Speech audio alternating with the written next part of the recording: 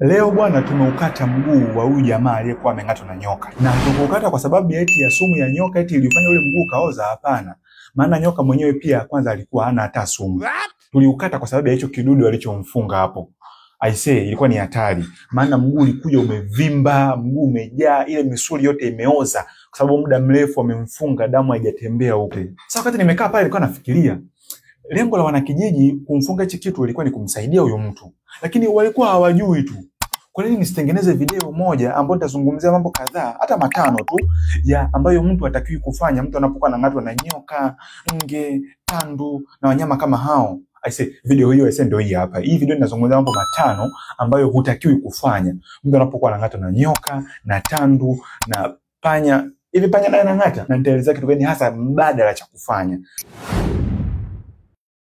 Sasa cha kwanza ambacho natamani nizungumze ni kwamba karibia 80% ya nyoka wengi ambao tuko nao mtaani huko tunaishi nao hawana sumu. Tunawaita ni nyoka koko, nyoka wa kawaida sana. Ni 1% chache tu ndio nyoka wenye sumu. Sasa ili kuweza kufahamu usije ukajichosha sana, nyoka mwenye sumu au nyoka ambaye hana sumu, angalia kwanza kidonda chenyewe kiko vipi. Ukiona kwenye kidonda kuna vimeno viwili kama hivi, kama vile vimeno vya simba vile, viwili vikubwa vile, huyo ni nyoka mwenye sumu. Hiyo ni hatari sana ise. Pale ambapo tunaona kidonda kina meno mengi kama meno ya binadamu, huyo nyoka wa kawaida sana huyo. Ndio wale tunaitaga nyoka wa koko, nyoka wa kawaida sana. Kwa hiyo hata asikutishe, tulia kwanza, nendeni taratibu. Lakini sasa cha msingi ni hiki. Aidha nyoka angekuwa ni wasumu au asipokuwa wasumu, kuna vitu ambavyo hutakiwi kufanya. Na vitu vyenyewe nimekuletea vitu 5 ambavyo hutakiwi kufanya. Kitu cha kwanza ambacho hutakiwi kufanya ni kumfunga kamba juu ya eneo ambapo amekuwa ameng'atwa. Watu wengi wamekuwa wanafunga kamba juu pale ili kuzuia sumu isitembee. Lakini utambue kwamba unapofunga ile eneo juu ya pale kidonda ili sumu isitembee ya nyoka, muda huo ukumbuke kwamba unazuia pia damu isije na damu isiondoke. Kwa mwisho wa siku ile sumu ambayo ilibidi isambae kwenye mguu wote ili kidonda kiwe kidogo, inakaa kwenye sehemu ndogo na inajaa pale kwa muda mrefu na kuathiri ule mguu wote ambao umezuia pale sumu isitembee. Lakini pia kitu cha pili, damu pia haitembei. Na ili mguu ule uweze kuwa hai unahitaji uweze damu ili kuweza kutembea, si ndio? Kwa unapokuwa unafunga pale unapakaza, tena mwingine anakaza kweli mpaka mtu anaumia, anakaza zaidi ili damu isitembee. Inakuwa ni hatari kwa sababu damu haiji kabisa, ndio sumu haitembei. Mwisho wa siku mguu unaharibika, unaoza, unakuwa umekufa kwa sababu hakuna damu yote iliyokuja, na damu inaleta uhai kwenye mguu, si ndio? Usifunge vitu, ni hatari sana. Mwisho wa siku ukifunga mguu utaoza na kuharibika kama huyu. Lakini unachoweza kufanya mbadala ni tafuta kitambaa kinene alafu kizungushie kwenye ule mguu wote. Hii ni muhimu sana kwa sababu unapofanya hivi hauzuii damu kutembea, lakini unaipunguzia mwendo. Na unapoipunguzia mwendo ni kwamba anaweza kafika hospitali haraka akapatiwa matibabu, lakini pia muda huo pia sumu isilete madhara makubwa, na muda huo pia mguu unabaki kuwa hai. Hii nadhani ni point ya msingi sana. Jambo la pili ambalo utakiwa kufanya ni kuweka sarafu au kuweka barafu. Watu wengi wamekuwa wanaweka sarafu au coin kwenye eneo ambapo mtu ameng'atwa kama na nge hivi au tandu au nyoka, wakiamini kwamba zile sarafu zinafyonza ile sumu, si ndio? Sasa nikwambia ukweli ni kwamba hapana, hazifyonzi chochote. Na kama uliona zinafyonza wakati fulani mtu akapona, huenda ni nyoka alikuwa hana sumu, si ndio? Sasa ukweli ni kwamba zile sarafu sio kwamba zinafyonza, bali ni kwamba na zenyewe zinaathirika na ile sumu ambayo iko juu pale, ambayo iko pale juu. Lakini ile ambayo imeingia ndani wala haifanyi kazi yoyote. Ile sarafu ina wadudu wengi, maana ukumbuke imepita mikononi mwa watu wengi. Wengine walishika wanatoka chooni vile ndio wakaishika ile sarafu, wengine wakapengea makamasi wakaiweka kwenye ile sarafu. Wewe unachukua ile sarafu unaweka pale kwenye kile kidonda ambacho tayari kiko wazi. Mwisho wa siku kinachotokea ni kwamba wadudu ambao kwenye sarafu wote wanakimbizana kuingia kwenye damu. Ukumbuke unapozungumzia bakteria wanapenda sana damu. Damu ndio chakula chao pendwa. Kwa hiyo wote wanakimbilia kwenye kile kidonda. Kwa mwisho wa siku mtu anakuwa ana sumu moja, lakini pia cha pili anakuwa ana wadudu ambao umemuingizia wewe mwenyewe kwa njia yako ya matibabu yako. Inakuwa ni hatari sana. Alafu pia jingine jambo baya, ile shilingi ambayo unaiweka pale inakupatia matumaini ya uongo. Unahisi kama vile umeshamtatua tatizo hivi, umetumia pale na mgonjwa, huyu sasa yuko safi. Kumbe sumu inazidi kumtafuna.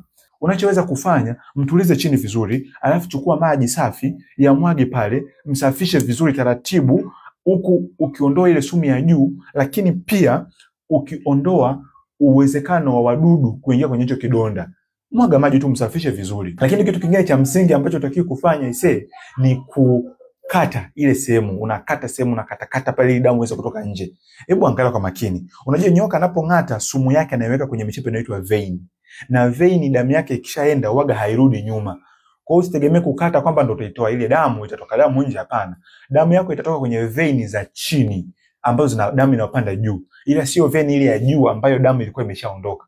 Kwa utakapomkata utamuongezea kidonda, lakini mwisho wa siku ile sumu itabakia ndani vile. Kwa mtu anatoka damu kibao, mwisho wa siku anakufa kwa sababu amepoteza damu. Au mwisho wa siku unamtengeneza kidonda kikubwa ambacho wadudu wengine ambao wako pale kwenye mchanga au kwenye nini wataingia zaidi na kufanya changamoto izidi kuwa kubwa zaidi. Usifanye hivyo. Kitu cha nne ambacho ni kibaya kukifanya pia, ni kufyonza pale. Hivi unajua kiwango cha wadudu waliopo mdomoni wako, wadudu waliopo mdomoni, ni wengi sana. Ni wengi sana. Unapomweka pale mgonjwa unaanza kufyonza pale, unafyonza pale, unamwekea mate yako kwenye kidonda chake. Alafu pia ni hatari ile sumu, hata unaweza ukaifyonza ikakudhuru na wewe vile. Itafanya local inflammation. Unaweza kumwokoa mtu ukaishingia, mwisho wa siku ukapata madhara wewe. Kwa hiyo kitu cha msingi kabisa, usifyonze ile eneo. Unachoweza kufanya sasa hapa ni kuhakikisha kwanza unamtuliza. Alafu ukishamtuliza yule mtu asiuchezeshe mguu.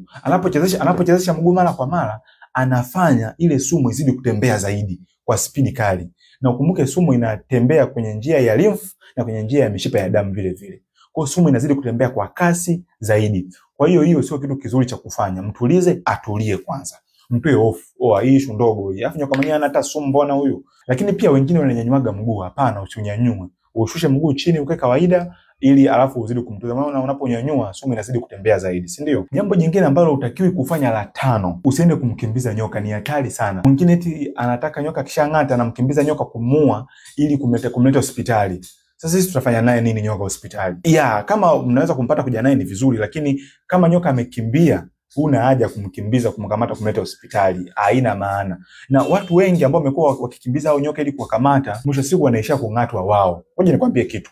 Unapokuwa unamkimbiza nyoka, alafu ukaona mara nyoka amekupotea umuoni, ujue kwamba yeye nyoka anakuona. Kwa hiyo unapomuona nyoka huyu hapa, ujue yeye alikuona karibu dakika moja nyuma au hata dakika 10 zilizopita, alikuwa ashakuona kabla hujamuona. Kwa hiyo unapoona amekupotea, ni kwamba amekupotea wewe, lakini anakuona kabisa vizuri ulipo. Anaweza akakuvizia akakung'ata tena. Na niamini mimi nakuhakikishia, mara nyingi wanapokuja hospitali watu waliong'atwa na nyoka, wanakuja watu wawili. Ameng'atwa huyu na ang'atwa na huyu, kwa sababu huyu alikuwa anataka kumsaidia huyu kumuua mbaya wake, akaenda kumkimbiza nyoka. Mwisho wa siku wote wakang'atwa. Kwa hiyo hiyo ni mbaya sana. Usimkimbize nyoka. Wewe unachoweza kufanya tu ni umkalili nyoka wa rangi gani, alikuwa vipi, alafu muache nyoka aende zake. Lakini kitu cha msingi unachoweza kufanya baada ya kumpatia huduma hizo, ukishamtuliza vizuri, ukamfunga hicho kitambaa kipana na ukamuondoa hofu na ukamsafisha kile kidonda eneo vizuri kabisa, akawa yuko safi, mlete hospitali. Sisi tutaendelea naye, tutajua tutafanyaje. Sawa?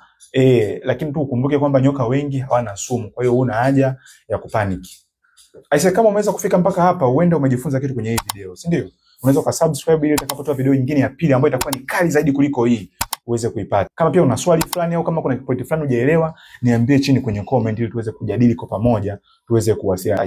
Dr. Daniel here.